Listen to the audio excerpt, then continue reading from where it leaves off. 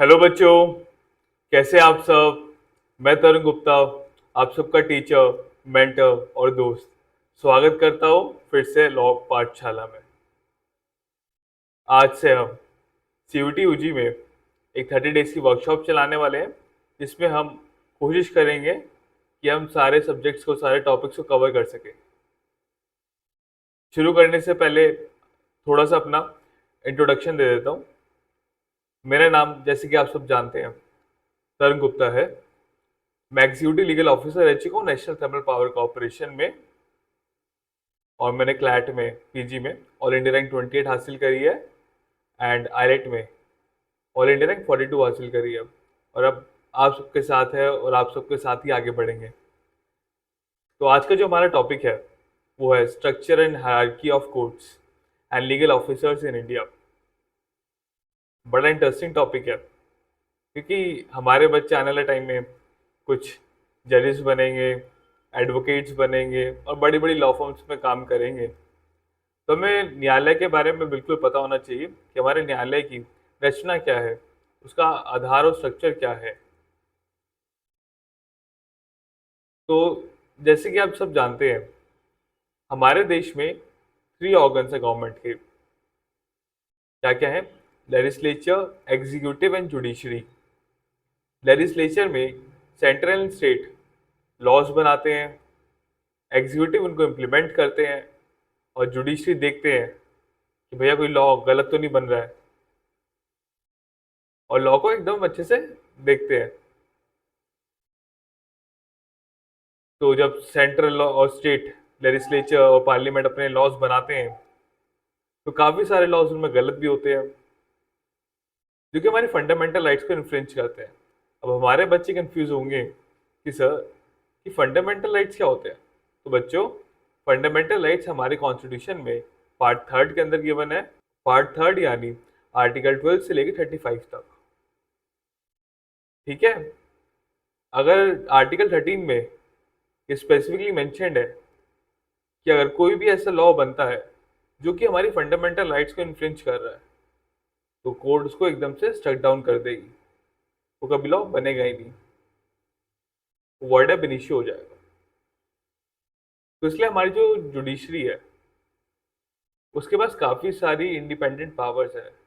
कोई भी ना ना ही गवर्नमेंट का, ना ही किसी एग्जीक्यूटिव का, ना ही प्रेसिडेंट का कोई भी इसमें रोल है, मतलब इन्फ्लुएंसिंग पावर नहीं है जुडिशरी के ऊपर, कि हम जुडिशरी को सप्रेस कर दे और डिसीजंस में तरोड़ मरोड़ दे डिसीजंस को और अपने फेवर में लेकर आ जाए गवर्नमेंट। जुडिशरी एक इंडिपेंडेंट है अपने आप में, और होनी भी चाहिए हर एक देश में। स्टार्ट करने से पहले थोड़ा बहुत हम जान लेते हैं कि जो हमारा कॉन्स्टिट्यूशन है वो कब इनैक्टमेंट में आया था, कब इन्फोर्समेंट में आया था, और कितने आर्टिकल्स और कितने पार्ट्स और कितने शेड्यूल्स हैं हमारे कॉन्स्टिट्यूशन में। हमारे कॉन्स्टिट्यूशन में इस टाइम पे 448 आर्टिकल्स, 25 पार्ट्स एंड 12 शेड्यूल्स हैं। बच्चे बहुत ज़्यादा कंफ्यूज होते सर, पूछते हैं कि सर लास्ट आर्टिकल तो मैं 395 पढ़ा था, आप तो कह रहे हैं 448 आर्टिकल्स है। तो बच्चों, 448 आर्टिकल्स इसलिए हैं क्योंकि हमारे कॉन्स्टिट्यूशन में संशोधन होते रहते हैं, मतलब अमेंडमेंट्स। अमेंडमेंट्स के दौरान हमारे पास आज के टाइम पे 448 आर्टिकल्स हैं। और अगर हम बात करें इसकी इनैक्टमेंट की, तो आप बताएं कब इनैक्टमेंट हुआ था। आधे से ज़्यादा बच्चे बोलेंगे कि तरुण सर, कि इनैक्टमेंट तो 26 जनवरी 1950 में हुआ था। आज ही मैंने एक अपने स्टूडेंट से पूछा कि बेटा बता कि इसका इनैक्टमेंट कब हुआ था कॉन्स्टिट्यूशन का। उसने मेरे को फटाफट आंसर दी एकदम भाग के कि सर, इसका इनैक्टमेंट तो 26 जनवरी 1950 में हुआ था। मैं कहा बहुत शाबाश, बहुत अच्छी तैयारी तैयारी चल रही है हमारी। बेटा, इसका इनैक्टमेंट हुआ था 26 नवंबर 1949 में, इन्फोर्समेंट हुआ था 26 जनवरी 1950 में। अब हम हायरार्की के बारे में बात करते हैं। तो हायरार्की में सबसे ऊपर तो हमारा पता है कि सबसे ऊपर तो हमारा सुप्रीम कोर्ट है। सुप्रीम कोर्ट कहाँ पे लोकेटेड है, फटाफट बताइए। सुप्रीम कोर्ट जो हमारा लोकेटेड है वो है न्यू दिल्ली के अंदर, दिल्ली, जो हमारी पॉलिटिकल राजधानी भी है हमारे देश की। दिल्ली में हमारा सुप्रीम कोर्ट लोकेटेड है, आर्टिकल 130 के according, seat of the supreme court. उसके नीचे हमारा क्या आता है, उसके नीचे हमारा हाई कोर्ट्स है, उसके नीचे हमारे डिस्ट्रिक्ट कोर्ट्स हैं, डिस्ट्रिक्ट कोर्ट्स में और सबऑर्डिनेट कोर्ट्स हैं। स्टार्ट करते हैं with the supreme court of India. तो सुप्रीम कोर्ट जैसे कि जानते हैं कि हाईएस्ट कोर्ट है इंडिया का और न्यू दिल्ली में सिचुएटेड है। अब फर्स्ट क्वेश्चन मेरा आपसे ये है, क्या जो ये सुप्रीम कोर्ट है न्यू दिल्ली के अलावा कहीं और भी सिचुएट हो सकता है? तो मोस्टली बच्चे बोलेंगे सर नहीं, but the answer is wrong.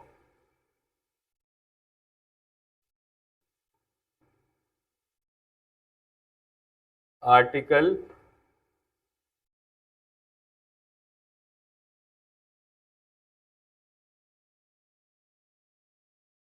130 कहता है कि जो सुप्रीम कोर्ट है ना, ये कहीं और भी लोकेट हो सकता है, लेकिन किससे अप्रूवल लेना पड़ेगा अपने को? प्रेसिडेंट से अप्रूवल लेना पड़ेगा। ठीक है, प्रेसिडेंट डिस्कस करना पड़ेगा, अप्रूवल लेना पड़ेगा कि क्या हम अपना सुप्रीम कोर्ट को कहीं और लोकेट कर सकते हैं।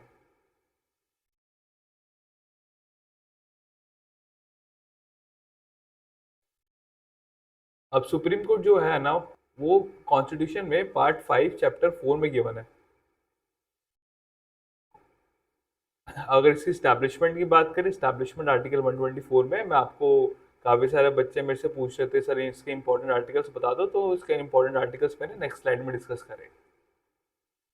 तो सुप्रीम कोर्ट जैसे कि स्टैब्लिश हुआ था जनवरी 28 जनवरी 1950 में इसको स्टैब्लिशमेंट हुआ था। और इसने जो पहले प्रिवी काउंसिल और फेडरल कोर्ट्स होते थे, इसने इसको रिप्लेस कर दिया था। प्रिवी काउंसिल जैसे कि हमारे आज के टाइम में सुप्रीम कोर्ट है, पहले के टाइम में हमारे पास प्रिवी काउंसिल्स थे। और जैसे कि आज के टाइम में हमारे पास हाई कोर्ट्स हैं, पहले हमारे पास फेडरल कोर्ट्स हुआ करते थे। तो कॉन्स्टिट्यूशन आने के बाद सब कुछ ख़त्म हो गया था। तो आज हमारे पास सुप्रीम कोर्ट और हाई कोर्ट्स है, हमारे पास हर एक स्टेट के लिए हाई कोर्ट्स है, सेंटर के लिए हमारे पास सुप्रीम कोर्ट है, एपेक्स कोर्ट। तो नंबर ऑफ जजेस की बात करें तो सुप्रीम कोर्ट में आज के टाइम में 31 जजेस हैं, including the chief justice of India. लेकिन जब कॉन्स्टिट्यूशन बना था ना, जब सुप्रीम कोर्ट इस्टेब्लिश हुआ था 28 जनवरी को, उस टाइम पे हमारे पास 7 जजेस थे, excluding the chief justice of India. मतलब टोटल हमारे पास 8 जजेस थे। कौन से आर्टिकल में? आर्टिकल 124 क्लॉज 1 में। इंपॉर्टेंट आर्टिकल्स के बारे में बात कर लेते हैं। मैंने कुछ इंपॉर्टेंट आर्टिकल्स नोट डाउन करें, तो आप इसको अच्छे अपनी कॉपी भी निकाल लीजिए और अपने लिख लीजिए नोट्स में। तो ये आर्टिकल्स काफ़ी इंपॉर्टेंट है हमारी तैयारी के लिए, क्वेश्चंस आ जाते हैं इनसे। जैसे कि आर्टिकल 124 है, establishment of the supreme court. उसके बाद हमारे सैलरीज है, सैलरीज के बाद हमारा आता है appointment of acting chief justice. उसके बाद supreme court to be the court of record. 129 seat of the supreme court, जिसके बारे में हमने डिस्कस भी करा है प्रीवियस स्लाइड में। और ओरिजिनल जुडिक्शन है, अपीलेट जुडिक्शन है, स्पेशल लीव टू अपील है, review of judgments binding on all courts. ये कुछ इंपॉर्टेंट आर्टिकल्स हैं, हमें हमें अच्छे से याद करने हैं। अब बात करते हैं हाई कोर्ट पे। हाई कोर्ट हमारा पार्ट 6 चैप्टर 5 में गिवन है कॉन्स्टिट्यूशन में। अब एक क्वेश्चन है मेरा आपसे, क्या एक स्टेट में एक ही हाई कोर्ट होता है या मल्टीपल हाई कोर्ट हो सकते हैं? सर कैसी बातें कर रहे हो, एक स्टेट में तो एक ही हाई कोर्ट होगा। चलो क्वेश्चन को थोड़ा चेंज कर देते हैं, क्या दो स्टेट के एक हाई कोर्ट हो सकते हैं? इसका तो लाइव एग्जांपल है हमारे पास, Punjab and Haryana high court. तो बच्चों, दो स्टेट्स के एक हाई कोर्ट हो सकता है, और यूनियन टेरिटरीज का और स्टेट का भी एक हाई कोर्ट हो सकता है। ठीक है, और हमारे पास आज के टाइम पे 24 हाई कोर्ट्स हैं इंडिया के अंदर। और हाई कोर्ट की अगर हम बात करें तो इसमें आर्टिकल 226 तो बिल्कुल मत भूलना, क्योंकि रिट जुरिडिक्शन के बारे में बात करता है, जो कि हम अपने नेक्स्ट लेक्चर्स में बात करेंगे। वो काफ़ी इंपॉर्टेंट रहता है। आर्टिकल 32 सुप्रीम कोर्ट के लिए और आर्टिकल 226 में रिट जुरिडिक्शन है हाई कोर्ट की। अब डिस्ट्रिक्ट कोर्ट्स के बारे में बात करते हैं। डिस्ट्रिक्ट कोर्ट्स हमारा पार्ट 6 चैप्टर नंबर 6 के अंदर गिवन है। कौन सा आर्टिकल से शुरू हो रहा है? 233 से शुरू हो रहा है, ठीक है, 233 से 237 तक आर्टिकल। अब लोअर कोर्ट्स क्या होते हैं? लोअर कोर्ट्स मतलब हाई कोर्ट से नीचे वाले कोर्ट्स को हम लोअर कोर्ट्स बोलते हैं, यही है ना? बताओ। तो बच्चों लोअर कोर्ट्स का मतलब होता है जो कि डिस्ट्रिक्ट कोर्ट्स और हाई कोर्ट से नीचे होता है, सबऑर्डिनेट कोर्ट्स। और डिस्ट्रिक्ट कोर्ट्स को क्या होते हैं? डिस्ट्रिक्ट कोर्ट हाई कोर्ट से सबऑर्डिनेट होते हैं। डिस्ट्रिक्ट कोर्ट में जो सुपर सीड करता है, जो जज बैठता है, उसको हम डिस्ट्रिक्ट एंड सेशन जज बोलते हैं। जब वो डिस्ट्रिक्ट में मतलब सिविल मैटर्स लेता है तो हम उसको बोलते हैं डिस्ट्रिक्ट जज। बट वो सिविल, जब वो क्रिमिनल मैटर्स ले रहा है तो उसको बोलते हैं हम सेशन जज, ठीक है। इसको मैं हाईलाइट कर देता हूँ।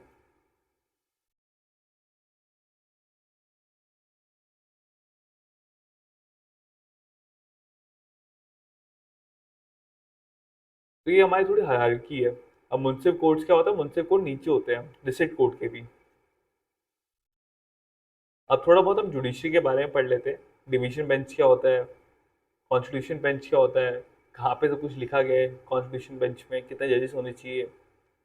तो कॉन्स्टिट्यूशन बेंच में हमारे पास 5 जजेस होने चाहिए और जिसकी मैक्सिमम लिमिट है 13 है।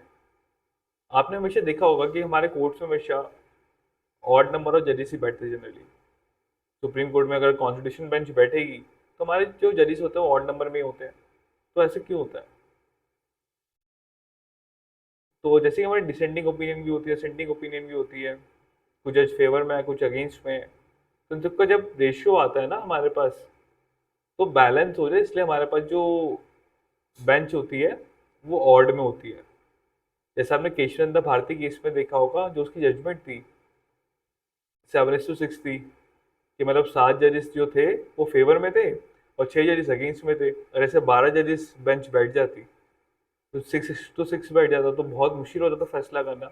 इसलिए हमारी जो बेंच होती है हमेशा ऑड नंबर में बैठती है।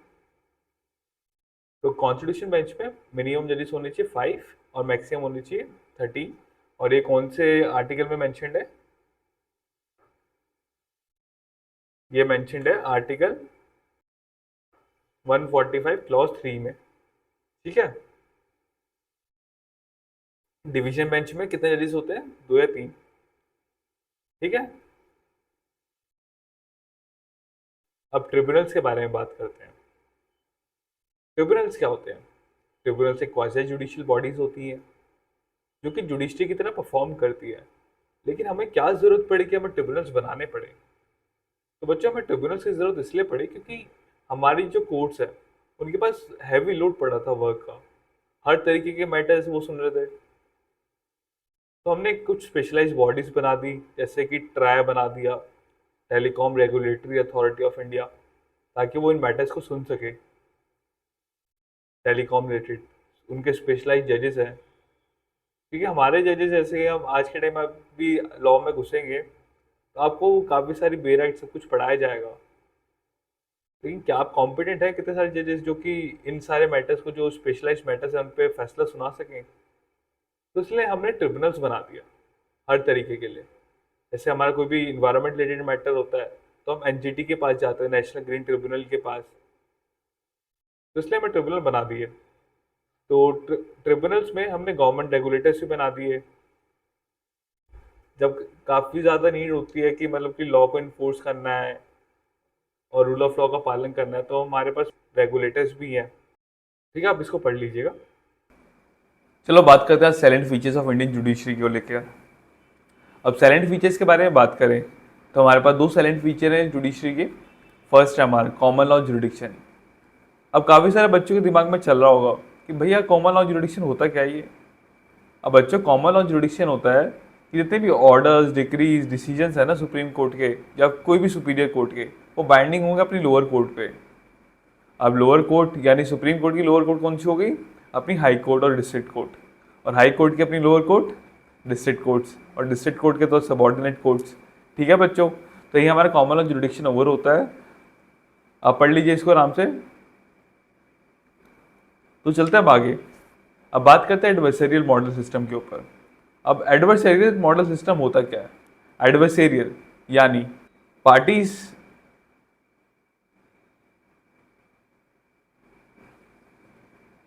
एडवर्सरियल, यानी इसमें पार्टीज के एडवोकेट से काम बहुत ज़्यादा रहता है। वो आर्ग्यूमेंट्स करते हैं, वो लड़ते झगड़ते हैं, लेकिन हमारा जो जज है ना, वो कुर्सी पे बैठ कर सुनता है। उसे कोई भी इन्वॉल्वमेंट नहीं रहता इन्वेस्टिगेशन में, कोई भी ढूंढने जा रहा है चीज़ों को, वो सिर्फ बैठ के सुनते हैं कि इम्पार्शियल जज है हमारा, न्यूट्रल जज। लेकिन इंक्विजिटोरियल मॉडल में क्या होता है ना कि जजेस भी लगे पड़े अपने इन्वेस्टिगेशन करने में, पूरा केस को समझने में अच्छे से। तो हमारे देश में आज के टाइम में ये फॉलो नहीं होता। हमारे देश में तो भैया एडवर्सरियल मॉडल सिस्टम फॉलो होता है। तो बच्चों, एडवर्सरियल मॉडल सिस्टम को समझ में आ गया होगा, आप पढ़ लीजिए एक बार स्लाइड में, इसका स्क्रीनशॉट ले लीजिएगा। अब बात करते हैं अटॉर्नी जनरल ऑफ इंडिया। अब अटॉर्नी जनरल ऑफ इंडिया क्या होता है? अटॉर्नी जनरल ऑफ इंडिया बच्चों आर्टिकल 76 में गिवन है कॉन्स्टिट्यूशन में। अब आर्टिकल 76 में क्या कहता है ये, कि प्रेसिडेंट ऑफ इंडिया अपॉइंट करता है अटॉर्नी जनरल ऑफ इंडिया को। ठीक है। अब इसकी ड्यूटी क्या होती है, इसके फंक्शंस क्या होते हैं? अटॉर्नी जनरल ऑफ इंडिया एक लीगल एडवाइस देता है। किसको देता है? ये हमारी सेंट्रल स्टेट गवर्नमेंट्स को देता है। कोई भी अगर लीगल एडवाइस की जरूरत है तो अटॉर्नी जनरल ऑफ इंडिया से पूछा जाता है, और ये फर्स्ट लीगल रिप्रेजेंटेटिव है हमारी कंट्री का। अब legal attorney general of India के पास इतनी सारी ड्यूटीज़ हैं, इतनी बड़ी बड़ी रिस्पॉन्सिबिलिटीज़ हैं, तो अभी अकेला तो काम कर नहीं पाएगा। अब इसको दे रखे हैं थोड़े बहुत लोग। अब वो लोग कौन है? इसको दे रखे हैं 5 लोग। अब 5 लोग में से पहला तो हमारा सॉलिसिटर जनरल, और 4 दे रखे हैं इसको एडिशनल सॉलिसिटर जनरल, जो कि सपोर्ट करते हैं अटॉर्नी जनरल को। ये तो बात रही हमारी सेंटर की। चलो अब चलते हैं अब स्टेट पे। अब स्टेट में आर्टिकल 165 हमारा कहता है कि गवर्नर अपॉइंट करेगा किसको? एडवोकेट जनरल को। जैसे हमारे पास अटॉर्नी जनरल सेंटर में है ना, वैसे ही हमारे पास एडवोकेट जनरल स्टेट के लिए है। चलो बच्चों, आज ही हमारी क्लास यहीं ओवर होती है। अब आपसे कल मिलेंगे एक नए लेक्चर के साथ। अगर आपको हमारी वीडियोस पसंद आ रही है तो हमारे चैनल को लाइक, शेयर एंड सब्सक्राइब करना मत भूलना। और हमने आपके लिए काफ़ी सारे अमेजिंग कोर्सेज लेकर आए हुए हैं, जो कि आप हमारी वेबसाइट से जाके देख सकते हैं और इनरोल कर सकते हैं। धन्यवाद।